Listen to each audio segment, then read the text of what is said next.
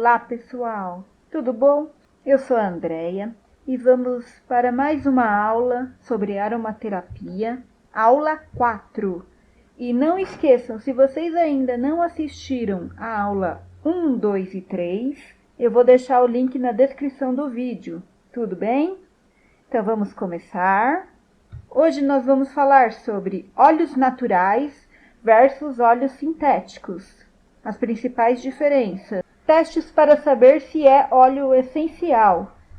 Os 4 principais métodos de obtenção, que são eles: enfleurage, extração com solventes, extração a frio, destilação. Então vamos começar a falar sobre óleos naturais versus óleos sintéticos. Além dos óleos voláteis obtidos das plantas, produtos sintéticos são encontrados no mercado. Esses óleos sintéticos podem ser imitação dos naturais ou composições de fantasia e costumam ser muitas vezes denominados de essências. Para uso farmacêutico, somente os naturais são permitidos pela farmacopeia. E na aromaterapia, jamais devemos fazer o uso de criações sintéticas. Exceções são aqueles óleos que contêm somente uma substância, como o óleo volátil de baunilha, que contém a vanilina. Nesses casos, algumas farmacopeias permitem também os equivalentes sintéticos e sua ação limita-se puramente à sua química. Então aqui nós vamos ver as principais diferenças de essência versus o óleo essencial. Bom, essência é sintética feita em laboratório, perfuma o ambiente, não tem benefício terapêutico e possui corantes artificiais. Aí, como exemplo, tem a essência de baunilha. E óleo essencial é 100% natural, é extraído das plantas, tem benefício terapêutico, perfuma o ambiente e possui corantes naturais. Porém, há drástica diferença entre um produto natural e um sintético, e eu creio ser necessário apresentá-las aqui. Podemos dizer que não existe recriação humana que consiga reproduzir com plena perfeição o aroma de um óleo natural. Em sua maior totalidade, existe uma diferença marcante na composição química dos óleos naturais e dos sintéticos, o que impede o seu emprego quando se tratar de doenças físicas, pois o uso, como o de ingerir, pode, além de não resolver o problema, ocasionar sérias intoxicações. Existe uma diferença que impede o seu emprego na forma psicológica e homeopática. O produto sintético não carrega consigo a energia da planta, portanto perde a sua utilidade terapêutica dentro da aromaterapia, a nível psicoterapêutico, através de óleos essenciais, pois muito dos efeitos energéticos dos óleos se dão não somente pelo seu aroma, mas também pela frequência energética e a memória que eles carregam. Hoje, um problema frequente que surge é um vasto número de pessoas aparecerem falando de alergias respiratórias causadas pelo emprego de óleos essenciais.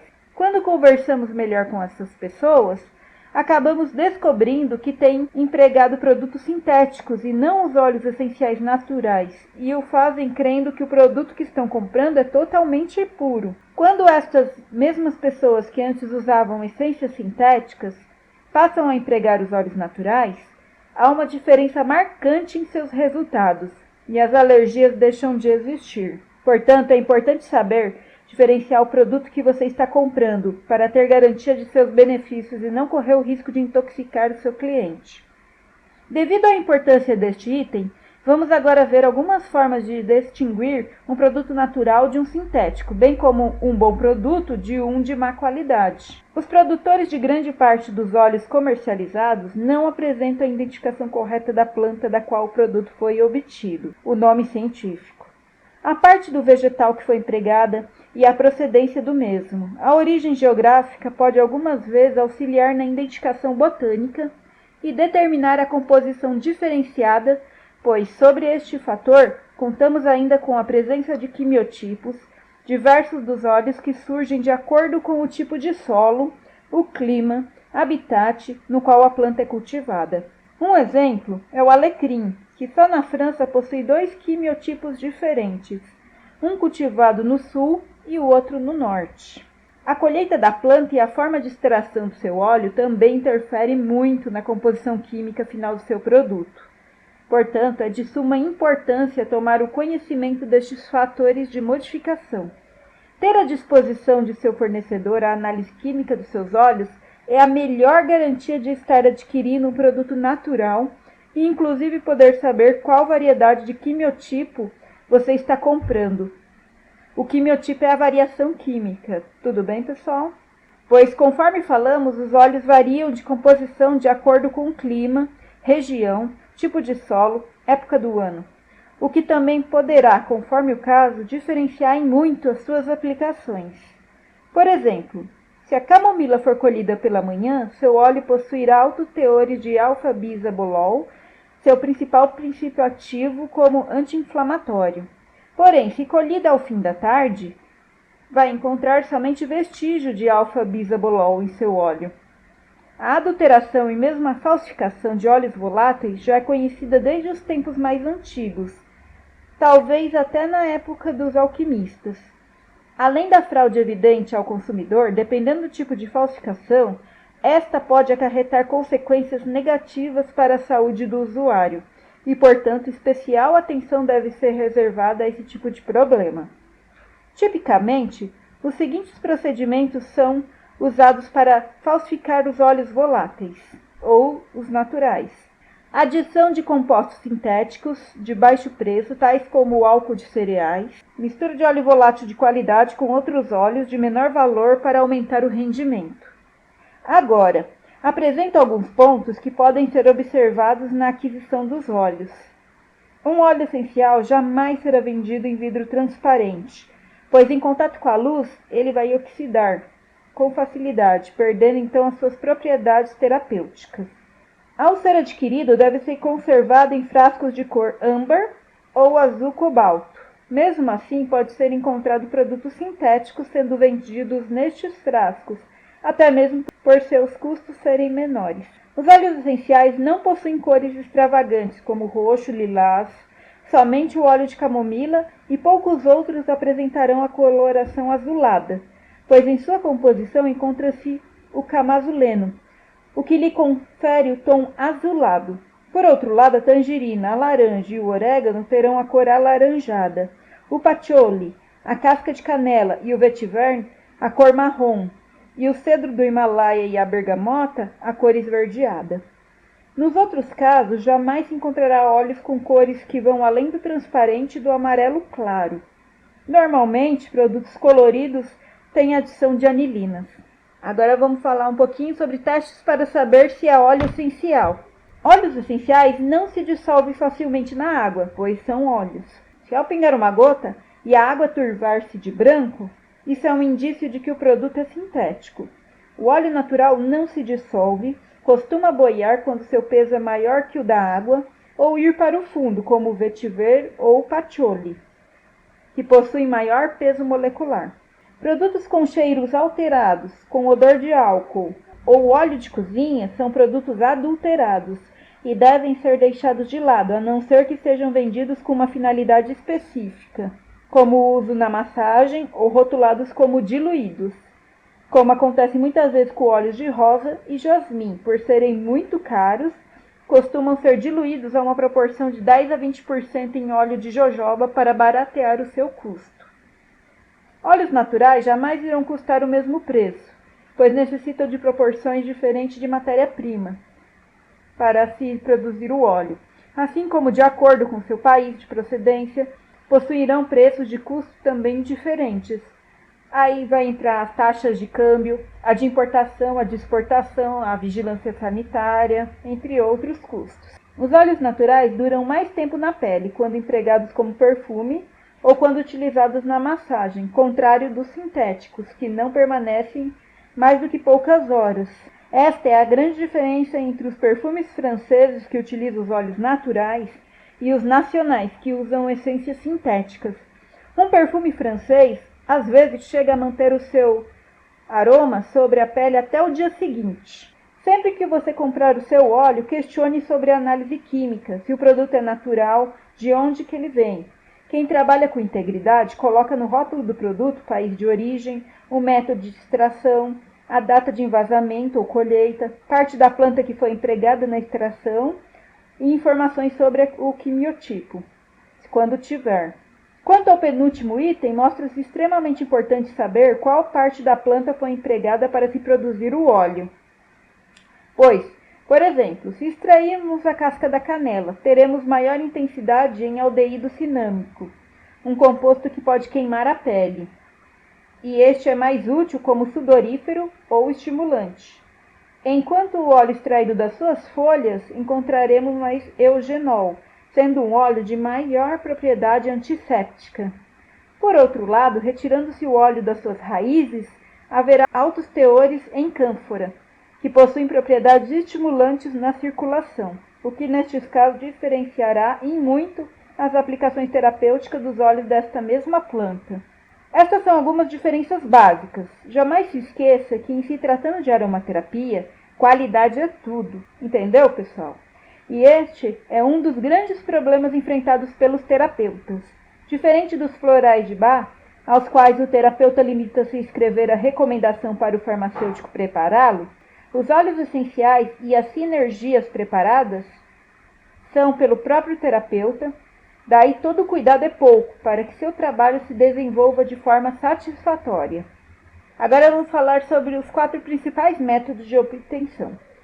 Todas as partes da planta podem ser utilizadas para extração dos óleos essenciais que contenham. No entanto, um órgão como, por exemplo, a flor, pode fornecer um óleo mais adequado para o determinado fim que o óleo extraído das folhas dessa mesma planta, devido à diferença na sua composição. O óleo essencial das diversas partes das plantas pode ser extraído por vários métodos, adequados cada um a seu tipo de extração e de espécie vegetal utilizada. Entretanto, a destilação é o método mais comum. De modo geral, todos os métodos de extração não são adequados para processamento doméstico, ainda que artesanal, porque as quantidades de material vegetal necessárias para uma produção, mesmo que pequenas, são muito exageradas. Os métodos de extração mais comuns são enfleurage, extração com solventes, extração a frio e destilação. Então vamos falar um pouquinho sobre enfleurage. Provavelmente deve ter sido o primeiro método utilizado para a extração de óleos essenciais, principalmente para pétalas de flores muito delicadas. Consiste em uma extração. O óleo essencial migra das pétalas se dissolvendo na gordura que posteriormente é removida com o uso de solvente adequados. Numa segunda fase, o solvente é removido para a obtenção do óleo essencial. Um método muito trabalhoso e demorado. Atualmente é considerado obsoleto.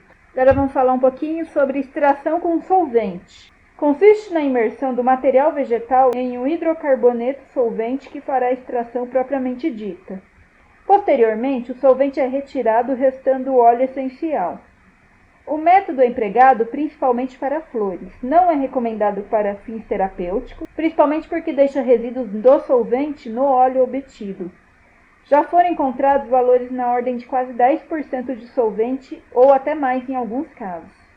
Na França, onde a aromaterapia é mais avançada, a extração através de solvente de óleos essenciais para fins terapêuticos é proibida. Falar um pouquinho agora sobre extração a frio. Praticamente utilizado com exclusividade para a extração do óleo das cascas de diversas espécies de citros. É efetuada a partir da extração hidráulica do material vegetal a frio, coletando-se então o óleo que escorre. Do ponto de vista terapêutico, é o método que menos provoca alterações no óleo essencial, pois não há interferência de calor. E vamos falar um pouquinho sobre a destilação. A destilação é o método mais comum de extração dos óleos essenciais das plantas. Os princípios desta técnica já foram observados no século I d.C. Há também uma citação referente ao seu emprego pelos antigos egípcios. A destilação ocorre dentro de um equipamento denominado destilador ou alambique, desde os mais simples aos mais elaborados. O processo genérico pode ser assim resumido. Primeiro, o material vegetal é todo colocado dentro de um tanque apoiado em uma espécie de peneira inox. através da qual se faz passar um vapor de água aquecido. Esta é a melhor maneira, mas não é adequada para raízes, semente e galhos. Nestes casos, o material vegetal é colocado diretamente na água. 2. O vapor, passando através do material vegetal, aquece e carrega consigo as substâncias aromáticas voláteis. 3. O vapor, agora contendo o óleo volatilizado, passa por uma serpentina onde é resfriado e condensado. 4. Na porção terminal da serpentina, a mistura água e óleo essencial é coletada à temperatura ambiente. 5. A água e o óleo são separados por decantação, isto é, aproveitando-se as diferentes densidades de cada um, o que permite que o óleo fique sob ou sobrenadando na água. Algumas variações no método básico de destilação podem ser introduzidas principalmente para a melhoria da qualidade do material que se pretende obter. Assim, certas destilações são efetuadas a fogo baixo, isto é, sob temperaturas mais fracas e durante um tempo maior, permitindo desta forma um óleo de melhor qualidade. Outras vezes o processo é repetido, isto é, redestilando, obtendo-se um material mais refinado. A destilação do material vegetal para a obtenção de óleos essenciais é um processo cujo rendimento é sempre muito baixo e caro, pelos teores muito reduzidos daquele princípio da planta. Para se ter uma ideia de grandeza, podem ser citados como exemplo os seguintes rendimentos médios para a obtenção de 1 kg de óleo essencial. No eucalipto, a gente utiliza 46 kg de folha. O tomilho utiliza 400 kg de folha. A rosa, 1.400 kg de pétalas. E o neroli, 6.000 kg. Os óleos essenciais, após a sua extração, precisam ser armazenados em vidros escuros desinfectados, ao abrigo da luz, em local fresco, sem grandes variações de temperatura, muito bem tampados, evitando-se qualquer contato com o ar. Desta forma, eles podem ser guardados cerca de 2 a 3 anos. Bom, pessoal, por enquanto é isso. Te espero no próximo vídeo. Se você gostou desse vídeo, se esse vídeo te ajudou de alguma forma, não esquece de compartilhar, dar um joinha que eu vou ficar muito feliz. Coloca no comentário se você gostou, coloca suas dúvidas que eu vou adorar respondê-las. E até o próximo vídeo. Bye!